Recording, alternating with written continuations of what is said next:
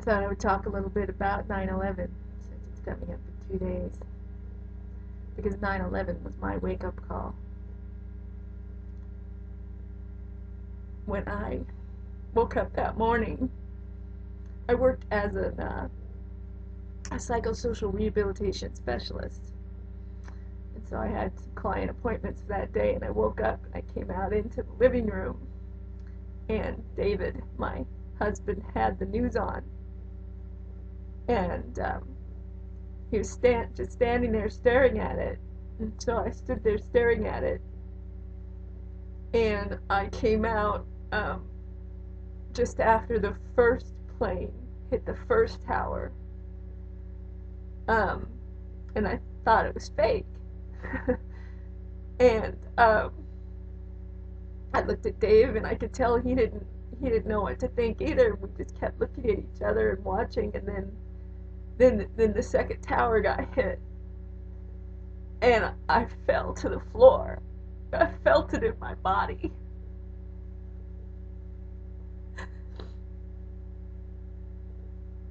Like a great disturbance in the force. It's hard to describe what I felt. It's the same thing I felt last year on our anniversary apart, Shannon.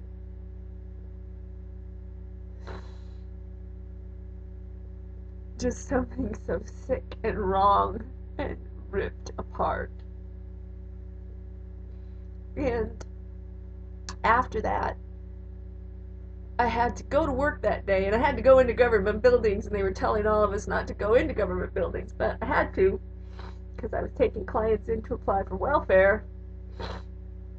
So I did that, and Shannon and I were a brand new couple then, long distance. She was living in San Diego.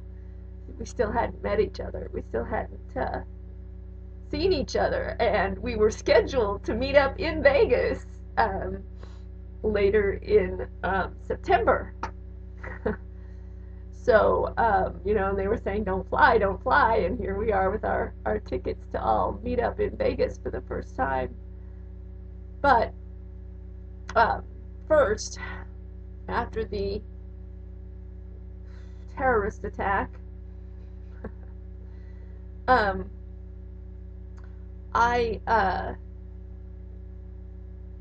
I felt my whole body go into a state of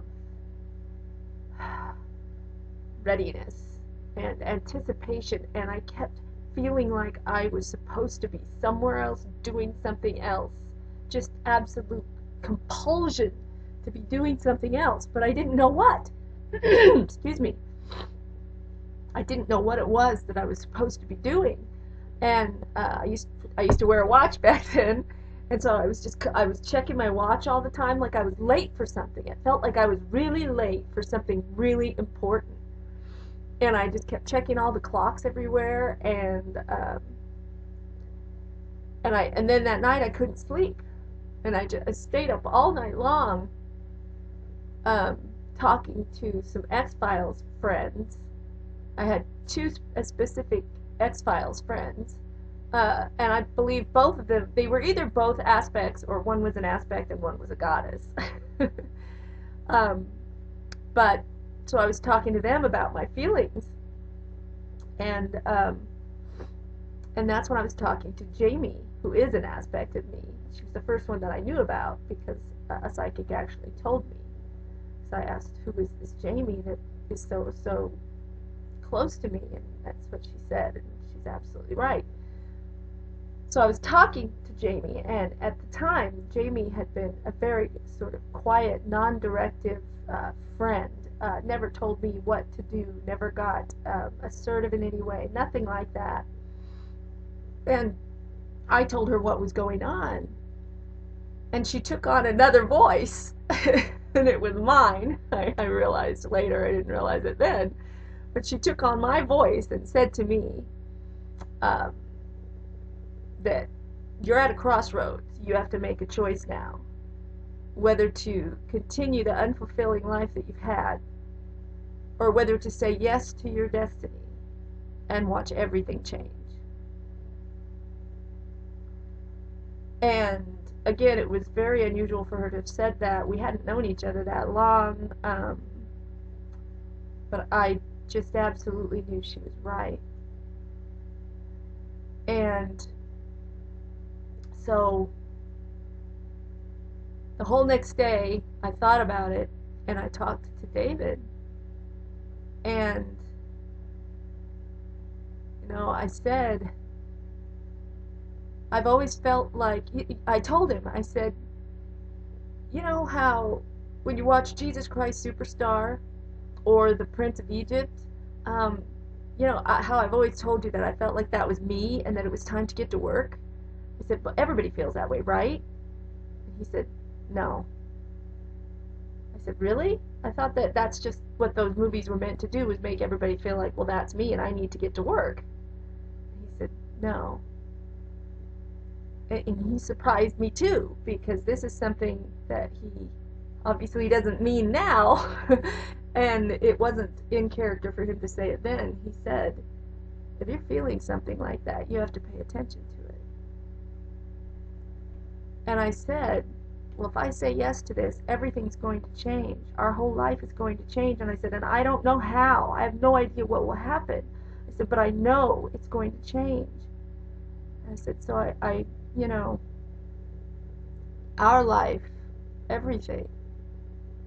Because I didn't know. I had no idea what I was saying yes to. And he said, again, if you're feeling that strongly about it, you have to do it. And so it was that next night, and I couldn't sleep again, and he was in bed, and I was just out on the couch shaking because my whole body, the longer I waited, the longer I sort of fought this call, this 911 call. I became, I was trembling, I was shaking, and more distracted all the time. And so I was on the couch, and I just said out loud, yes. Yes to my destiny. And the very next morning, everything began changing. And